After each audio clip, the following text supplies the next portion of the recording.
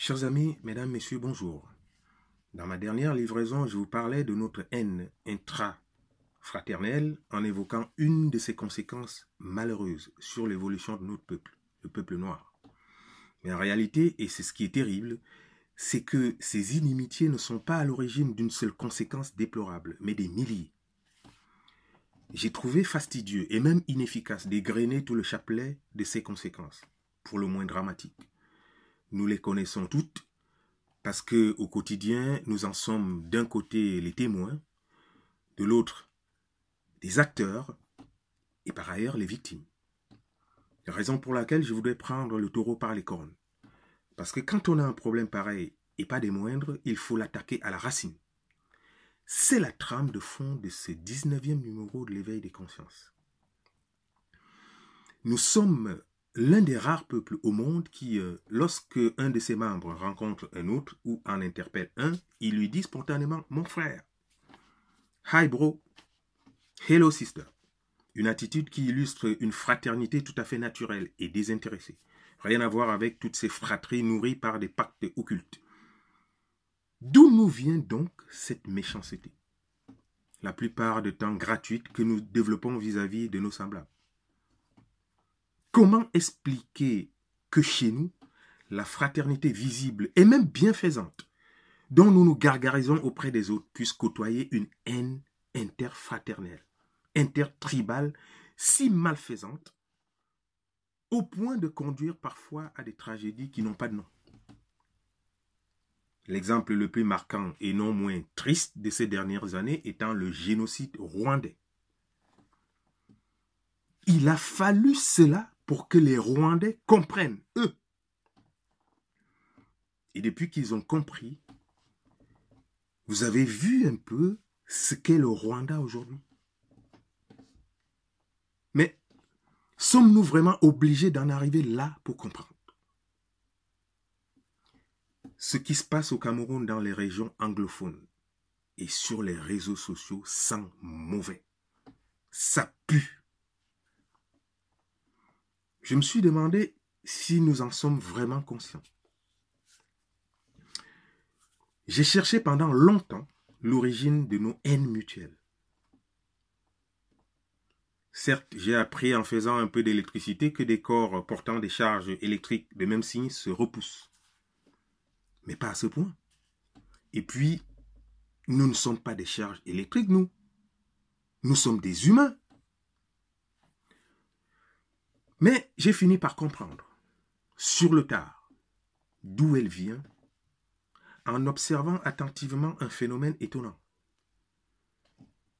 Le chimpanzé est un primate qui vit en forêt. Et le chien, fidèle compagnon de l'homme, vit en campagne ou en ville. Et lorsque les deux se rencontrent, parce qu'ils ne se connaissent pas, ni d'Adam ni d'Ève, la rage du chien est souvent proportionnelle à la colère du chimpanzé. C'est un spectacle extraordinaire. J'ai rarement assisté à une telle illustration de la haine. Il a fallu que j'assiste 2 ou 3 fois aux rencontres entre des chimpanzés et des chiens pour me rendre compte qu'en fait, de façon naturelle, le chimpanzé déteste viscéralement le chien, qui le lui rend dans les mêmes proportions.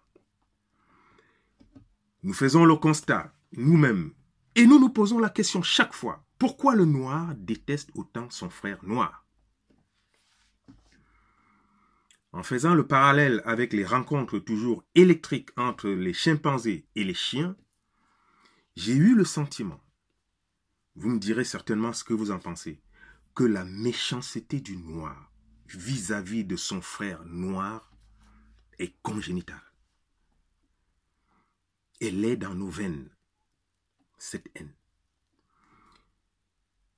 Après, quand on en a pris conscience, on ne peut pas continuer à vivre comme cela sans réfléchir sur la manière de résoudre ce problème.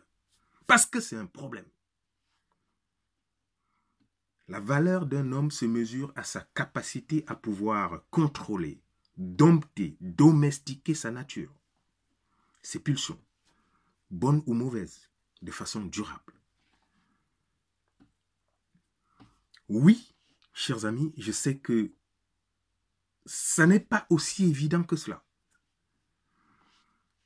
Une femme peut donner à un homme tout ce qu'une femme est capable de lui offrir. Mais cela empêche rarement que cet homme déconne quand il croise une autre femme aux formes oniriques. Et croyez-moi, je sais de quoi je parle. Une fois, c'est pardonnable, parce que c'est humain. Ce qu'il est moins est que cela devienne son pain quotidien, en toute connaissance de cause.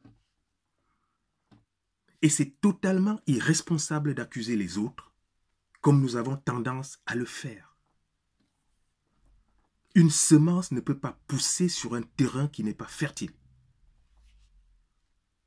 Oui, les autres nous divisent pour mieux nous dominer. Et pourquoi ça marche? Parce que nous portons déjà en nous les fleurs de la haine et de la division.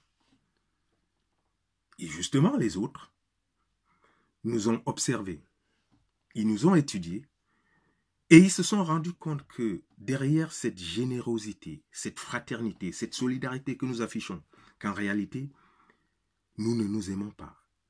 Ou alors, pas assez pour être en mesure de faire bloc. S'ils réussissent à nous diviser pour mieux régner, à nous monter les uns contre les autres, pour mieux piller nos richesses, c'est qu'à la base, il y a déjà un terrain fertile, propice à cela. Nos ennemis extérieurs ne font que cela depuis la nuit des temps, chers amis. Ouvrons les yeux, et c'est le principal message de cette vidéo. Prenons conscience de la malfaisance d'une machine criminelle dirigée contre nous. La charte de l'impérialisme, qui a fait de nous des marionnettes d'un système de domination impitoyable. Mon ami Jackie Moifo, journaliste, que beaucoup suivent certainement dans JMTV+, m'a envoyé la copie intégrale de cette hydre luciférienne. Je ne veux pas vous l'égrener ici, ce serait trop fastidieux. Je vous invite à aller sur YouTube ou Google et taper tout simplement la charte de l'impérialisme. Vous allez voir la totalité de cette charte. Quand vous la lirez, ça vous fera froid au dos. Voire beaucoup plus que cela. Et si vous y restez insensible, cela signifie que vous êtes un extraterrestre. En revanche, si vous y êtes sensible, et vous ne comprenez pas toujours que la seule chose qui puisse nous sauver de cet impérialisme barbare et criminogène, c'est l'unité totale entre nous, c'est que vous êtes des êtres que je ne saurais qualifier. Parce que face à cette infernale machine de destruction des plus faibles, nous aurions pu être aujourd'hui un peuple en voie de disparition, assistant en spectateur à la construction du monde, comme certains peuples. Heureusement, Dieu nous aime. Heureusement. Je ne parle pas du Jésus fils unique qu'ils nous ont amené pour nous asservir. Je parle du Dieu de nos ancêtres, qui est en chacun de nous et qui est le Père de tous, sans exception. À des années-lumière de toutes leurs prévisions les plus crépusculaires,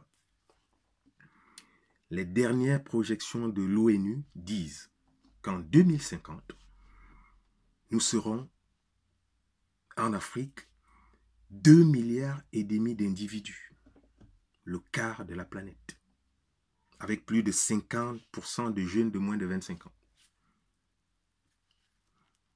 Ils n'en croient pas leurs yeux. En 2100, nous serons le tiers de la planète. Ils ne comprennent pas. Et cela ira en s'accroissant. Si vous voyez ce que je veux dire, mesdames, messieurs, le futur nous appartient. Les tentatives de déstabilisation orchestrées par l'Occident impérialiste se sont fracassées le nez devant une Chine qui a fait bloc. Et aujourd'hui, elle se porte très bien. Chers amis, utilisons nos cerveaux, pas comme des caisses enregistreuses du mensonge, de l'hypocrisie et de la perfidie distillée par les autres, mais comme des logiciels intelligents qui réfléchissent, recherchent et trouvent des solutions à nos problèmes. Nous avons entre nous des inimitiés. Ça existe dans toutes les familles. Mais, chers compatriotes, réagissons comme ces couples qui, lorsqu'ils sont en crise, retrouvent leur unité dès lors qu'ils trouvent en face d'eux ceux qui veulent détruire leur harmonie. L'union sacrée, chers amis, et je vais terminer par là, je ne cesserai jamais d'en faire mon cheval de bataille.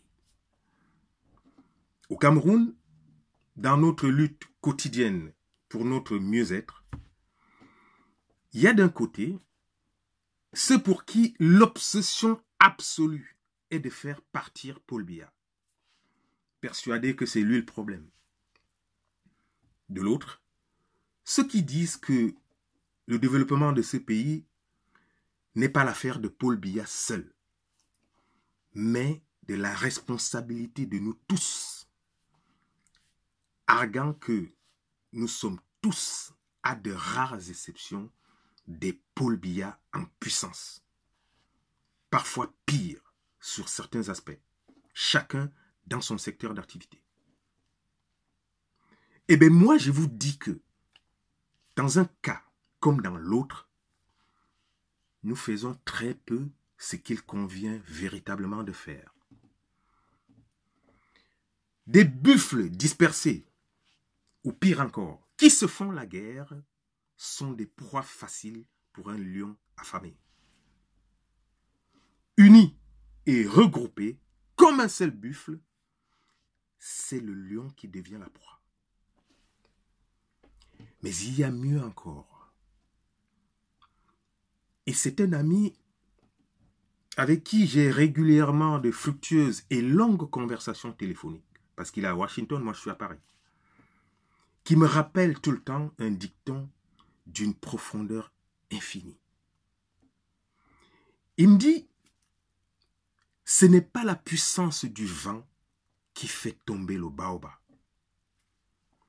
Un jour, vous entendez un bruit sourd. Crac, boum, le baobab est tombé. C'est le résultat d'un long travail souterrain qu'auront abattu ensemble les termites. Regardez une termite et un baobab. Mesdames, messieurs, je vous laisse méditer très profondément là-dessus. Car le chemin de l'émergence du Cameroun, voire celui de l'Afrique tout entière, s'y trouve. Et si cela vous a plu, partagez à volonté. Sinon, partagez néanmoins. Cela pourrait inspirer beaucoup d'autres. Bonsoir. Bonsoir à tous. Et que Dieu garde l'Afrique et le Cameroun.